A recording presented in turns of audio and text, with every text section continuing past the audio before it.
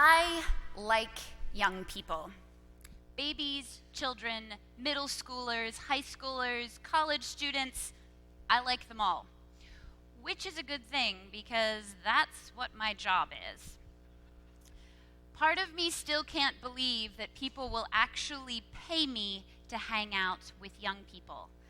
How lucky am I? And I think that Jesus also liked young people.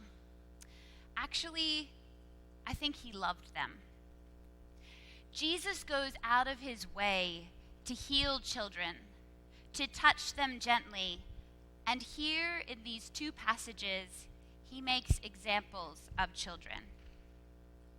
When we think about childhood today, it looks very different to childhood in the time of Jesus. We know very little about childhood in the time of Jesus, but we do know that children were reliant on their head of household, their father in particular, and that they would have been seen as the lowest in their family. Girls would have had worth for their marriageability prospects. What honor or wealth could they get for their family through marriage? Boys were seen as additions to the family's workforce, and they would be able to have worth by carrying on the family name. Children could have easily been exploited, and they were completely dependent upon adults. As we look at this scene of the parents bringing children to Jesus, I'm not so sure that the disciples like children. Jesus was their leader and teacher, and the work that he was doing seemed significant and life-changing. Normally, when big events happen, we get children out of the way, needing to remove them from the action. The disciples were trying to do just that. They didn't want the children or those who were the least important to be bothering Jesus. Commentator Henry G. Brinton says it this way: while the disciples see the little children as expendables with little economic or social power, Jesus considers them to be supremely precious and worthy of his blessing. Jesus putting children at the center was Jesus once again placing the weak, the marginalized, and the vulnerable in the spotlight and changing the norms around how we should treat them. Jesus radically invites us to do the same and says that we need to receive the kingdom of God like a child to be able to be part of it. How do we treat children in our church today? What does welcoming children look like? Is it welcoming to have the seats in the back reserved for families who can easily slip in a little bit late or slip out if they need to take a child to the bathroom or to the nursery? Or does that feel like we push families to the back? Don't disturb this space of worship. Keep your noise and your life and your children away from the center. Are we like the disciples, holding children back from Jesus? Don't get me wrong. We have many ways that we embrace children in this church. We put in energy and countless volunteer hours into faith formation classes, programs, children's musicals. The list goes on. But the question I'm asking is, what is the space we invite them into here, at the center of our life together? This place where we all learn and worship across ages? Do we communicate that this space must be still and quiet, and not a space for people who find it hard to be still and quiet? In Orlando this summer, I went to a workshop by Rachel Held Evans, where she talked about why people are leaving the church and why some congregations are dying. Out of the many insightful things that she said, a story about a church that was dying stood out to me. A number of folks in that church made comments about a baby crying in the back of the church and how noisy it was. Held Evans said, "Hear that crying and rustling at the back of the church? That is the future of the church." Welcoming children means welcoming noise and movement and mess. But it also means welcoming creativity, wonder, and unmasked humanity. I wonder, when the big things are afoot in our church, do we remove the children? Do we think, like the disciples, that children might delay the real work? Many commentators of this story of Jesus welcoming children warn us not to interpret this passage as needing to become childlike. We do not need to become children again. Yet, we do need to take on some of the qualities that Jesus is implying. When Jesus tells us to receive the kingdom of God like a child, he may have been inviting us to take on the humility and the trust of a child. What does receiving the kingdom of God like a child really mean? The Luke passage says that these were infants, or what we heard read this morning was babies. They were being brought to Jesus. Infants come with nothing to give. They just receive. It is not about their wealth or their power or even the gifts that God has given us. We receive the kingdom of God as a gift from God to us, humbly and without anything to give back in return. How do we receive the kingdom of God in this way? Do we do it readily, trustingly, personally? We rely on the love and care of our parent God. And if we don't receive it in this way, Jesus says that we may never enter the kingdom of God. So, I want us to think about, what do children teach us? Maybe we should all sit on the floor, or maybe we should stare up at the clouds for a little bit. Maybe we should wiggle a little bit in our seats. But when we wiggle, we might giggle, and there you go, being loud in church again. But you know what? I bet Jesus laughed. At least, I really hope that he did. I'm sure that he was serious in some of those sacred moments, but I wonder if he had a sense of humor and he used it in tense situations to change the mood or to lighten the atmosphere. Sometimes we forget that we are in bodies when we come into church and we move only into our heads.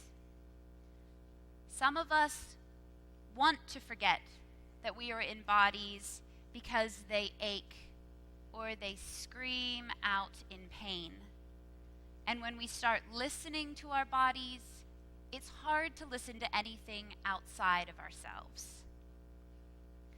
But what do we miss out on when we don't listen to ourselves or enter worship as whole, embodied people?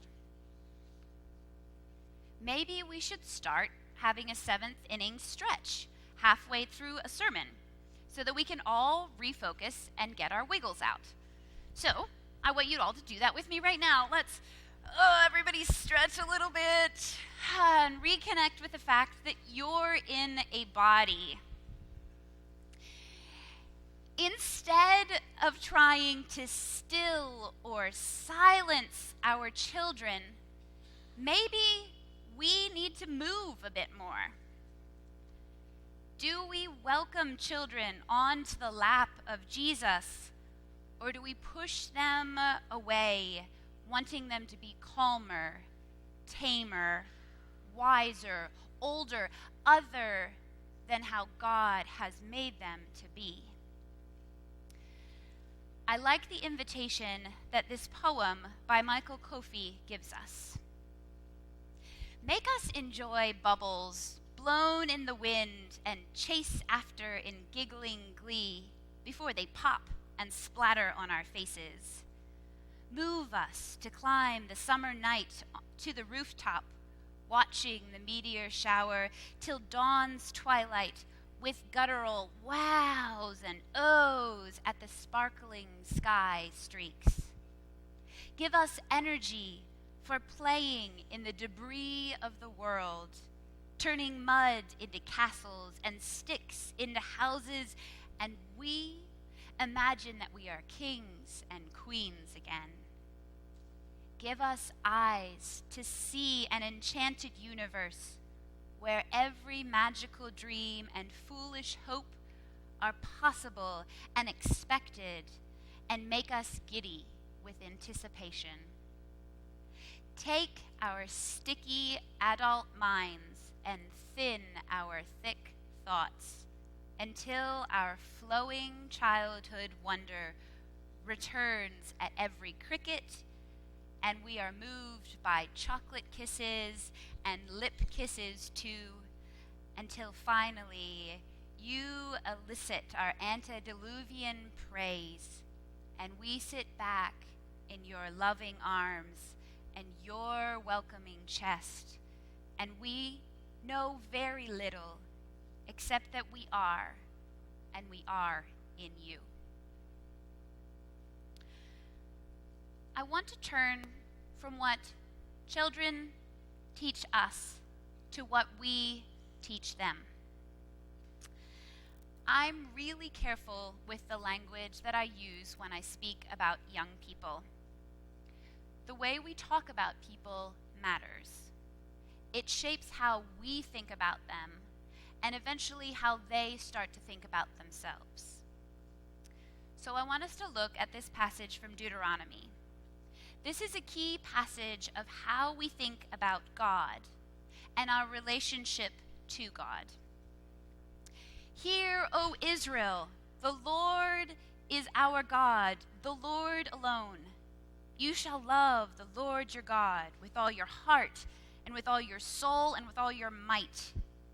Keep these words that I am commanding you today in your hearts. Recite them to your children and talk about them when you are at home and when you are away, when you lie down and when you rise up. Bind them as a sign on your hand. Fix them as an emblem on your forehead, and write them on the doorposts of your house and on your gates. The words of this passage were so important that people bound these words to their bodies, placing it on their bodies to show what was in their hearts. I want right now for you to trace either on your forehead or on your hand either the word God or God's love. Do it with me right now. Trace it on yourself.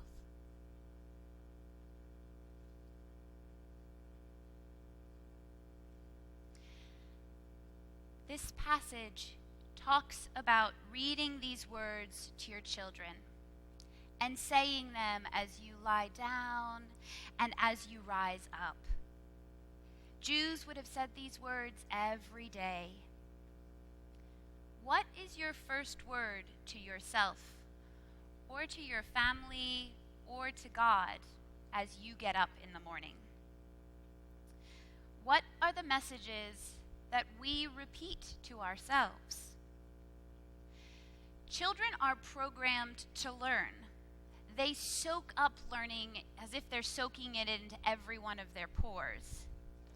And sometimes we don't want them to be as attentive to what we're saying, and they hear things that we don't want them to because they are so programmed to learn. I'm reminded of the words from the musical Into the Woods. This fall and winter, 2 local high schools are doing this show, Into the Woods. And so a few weeks ago, some of the MYF and I were coming back from an event, and we listened to song after song after song from Into the Woods and sang most of them pretty much at the top of our lungs.